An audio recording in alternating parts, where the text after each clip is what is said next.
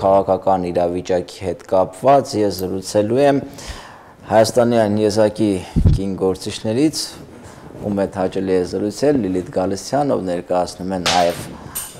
Հույդան, Հայ հեղափոխական դաշնակցությունը, բարև ձեզ։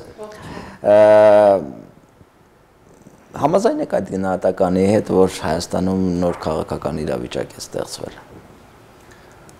Նոր հետաքրքիր ինչ-որ իմաստով նաև անկանխատեսելի եւ շատ խիտ եւ հագեցած եւ այս վերջին միգուցե 3 օրերի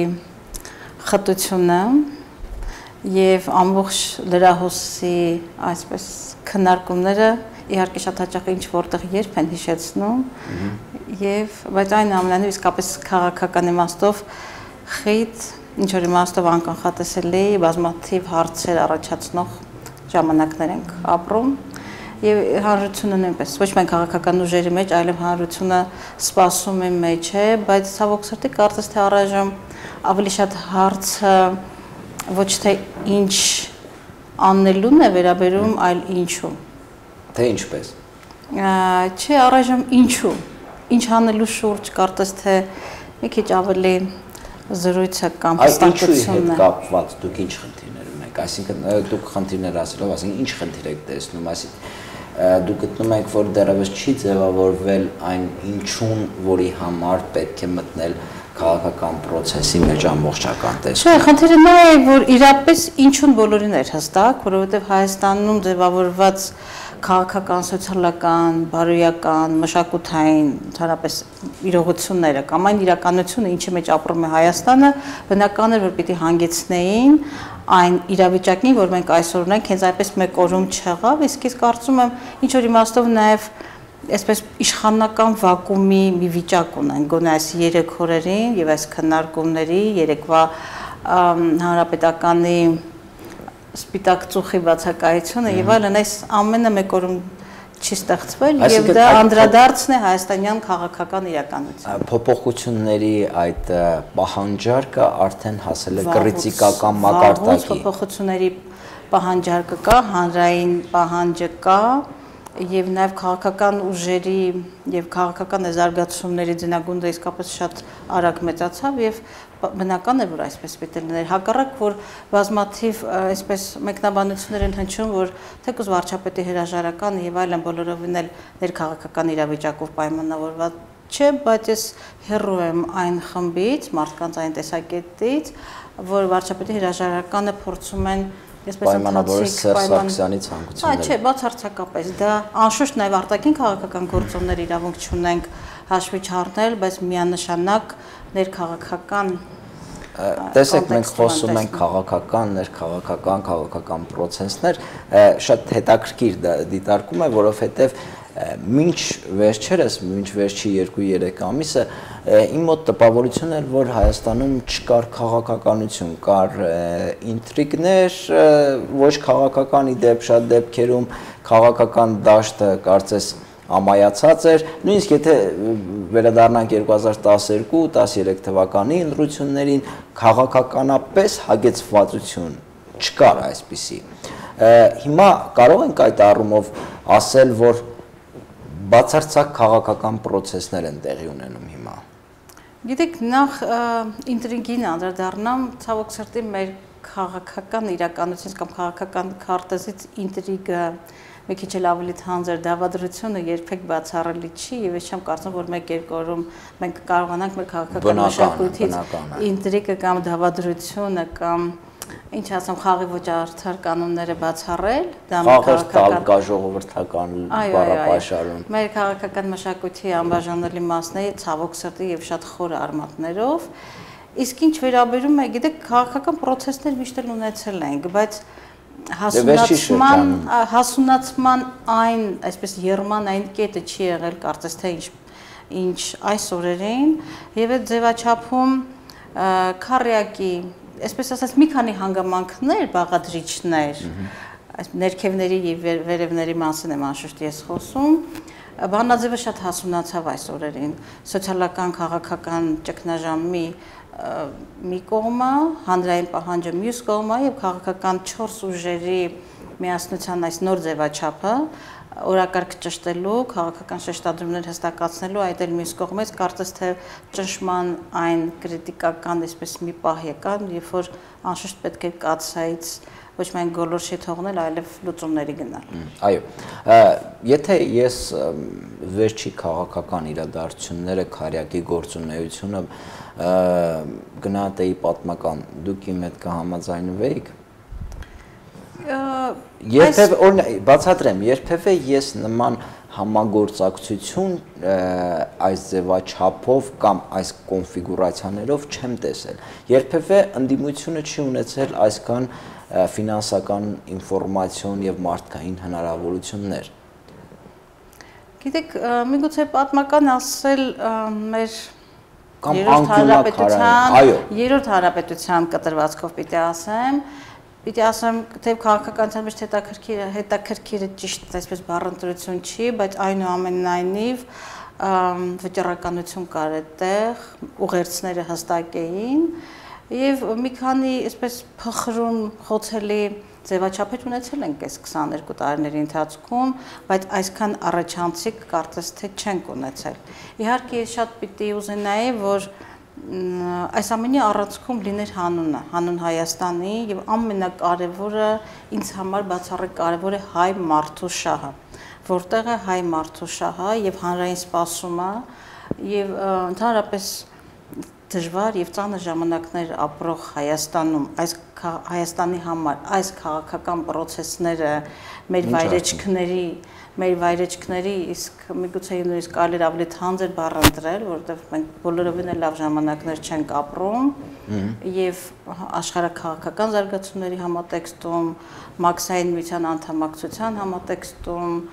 մեր տարածքում զարգացող բոլոր սցենարների համատեքստում, թե Հայաստանի եւ հայ մարդու համար այնուամենայնիվ սրանք ինչ հետևանք են ունենալու։ Ես կուզենայի մենք ավելի շատ այդ տեսակետից նայենք, որովհետև բոլոր քննարկումները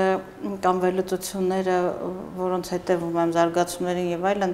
ես շատ պիտի ուզենայի, որ հանուն Հայաստանի եւ հայ մարդու այդ առանցքում լինեին բոլոր զարգացումները։ Ինձ թվում է, եթե մենք ապահովենք ազատ քաղաքական դաշտ, մրցակցային քաղաքական դաշտ, այդ հանունի գաղափարը ինստինկտիվ է, մրցակցային դաշտի միջից անպայման ծնվելու է։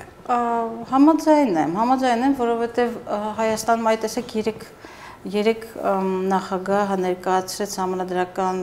փոփոխությունների, ասեմ, փիլիսոփայությունը, ասեմ, եւ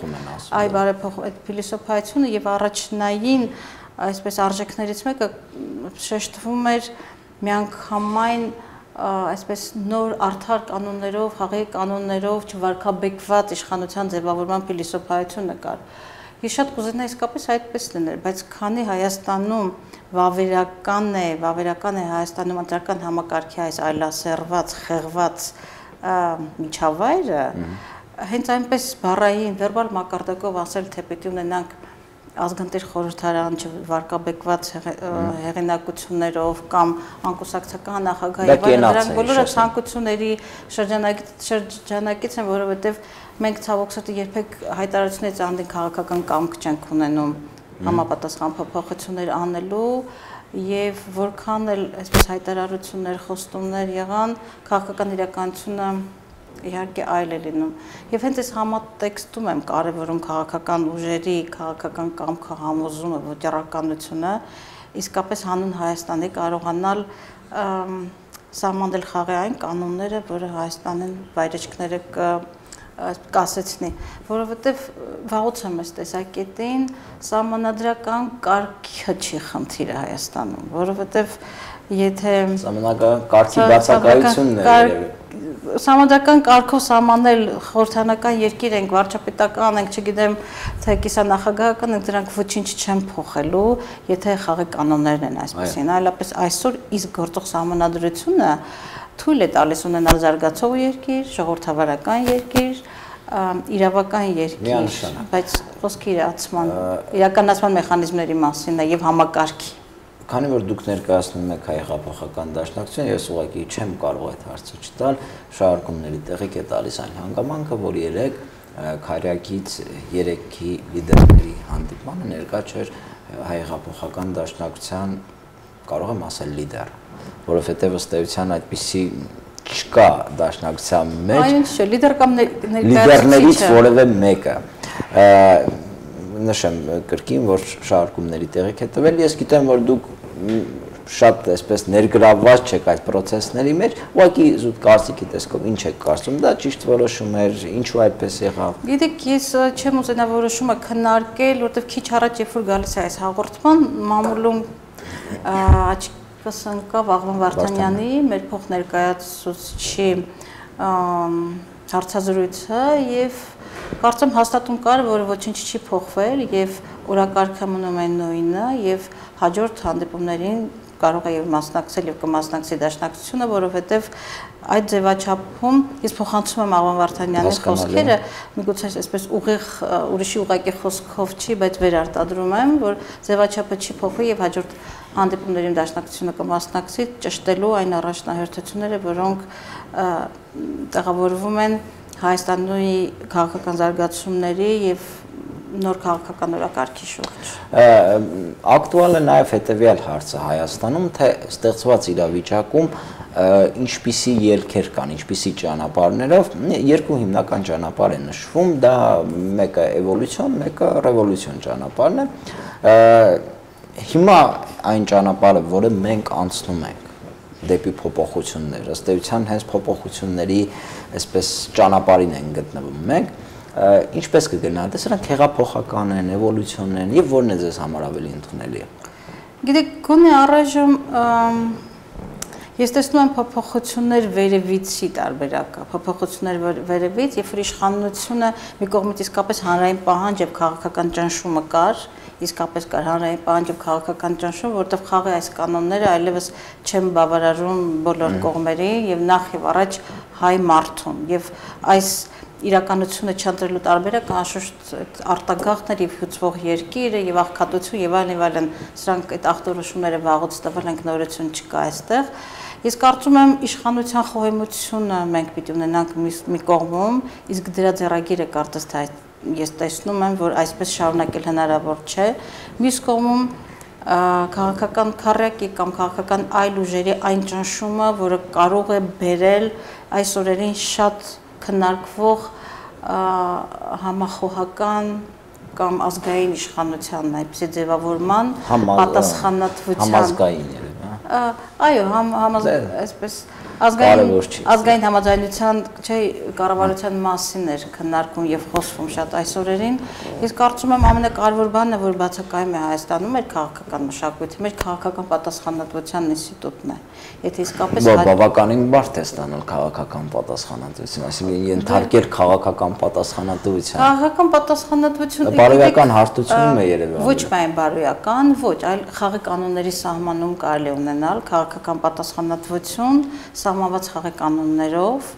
որի առանցքում ես դարձյալ տեսնում եմ արդար ընտրությունները եւ իսկապես ժողովրդավարության այն փոխադարձ հակակշռելիության այն մեխանիզմների գոյությունը, որը հակառակ այսպես համանդրական ամրագրման Հայաստանում երբեք չի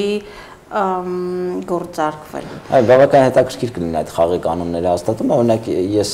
նշեմ, որ մի քանի տարի առաջ օրինակ Գերմանիայի նախագահին մեղադրեցին այն բանի մեջ, որ համագործակցելով որոշ բիզնեսմենների հետ ցածր տոկոսով վարկ էր վերցրել տուն կառուցելու համար, երբ դա հաստատվեց, նա ուղղակի հրաժարական տվեց։ Իրավական խախտում, իրավախախտում, սահմանադրության խախտում չէր կատարվում։ Ուղղակի զուտ բարոյական եւ քաղաքական պատասխանատվությունից դրդված նա գնաց այդ բանին։ Մի խնդիր, որը դարձել մեզանում քաղաքականությունից, երբ որ բարոյականությունը այսքան լրջորեն խռոված է մեր իրականությունից քաղաքական բարոյականությունը, իսկ ես մշտապես համոզում ունեմ եւ շատ եմ կրկնում այս մասին, որ ամենաարդյունավետ քաղաքականությունը բարոյական քաղաքականությունն է։ Եվ ինչպես մարզական բառապաշարում շատ ընդունված ասել fair play-ի մասին, խաղի արդար կանոններ սահմանվեն պատասխանատվությամբ, ընտրական անաղարտ մեխանիզմներով, այդ պարագայում սահմանադրական կարգը կլինի նախագահական, չգիտեմ, դա կարևոր չի, որովհետև Հայաստանում խորապես բացակայում է քաղաքականությունից բարոյականությունը, որ իր հետ բերում է քաղաքական նաև պատասխանատվության խնդիրը, երբեք իշխանության ձևավորման գործիք Հայաստանում ընտրությունները չեն եղել իշխանության ձևավորման գործիք եւ ամենակարևորը ձայն բազմացը։ եւ մեզ նաեւ վարպետորեն մեզ հաջողել է նաեւ մեր հասարակությանը քաղաքական process-ներից այնքան օտարել, երբ որ մեր քաղաքացին շատ էլ մասնակցային քաղաքացի չի։ Այնպես որ անելիքներ շատ կա, ես պիտի գերադասեի, որ մենք կարողանայինք քաղաքական իմաստնության եւ խոհեմության բավարար ռեսուրս իշխանություններ ունենային եւ նաեւ իսկապես խորհրդանական եւ ոչ խորհրդանական քաղաքական այն ուժերը, որոնց համար հանուն Հայաստանին եւ հայ մարդը արժեք են, կարողանային էվոլյուցիան ճանապարհով կանխել Հայաստանի վայրեջքները։ Շնորհակալություն հյուրընկալվելու համար եւ հետաքրքիր զրույցի համար։ Երևի այսքանով մենք ավարտենք։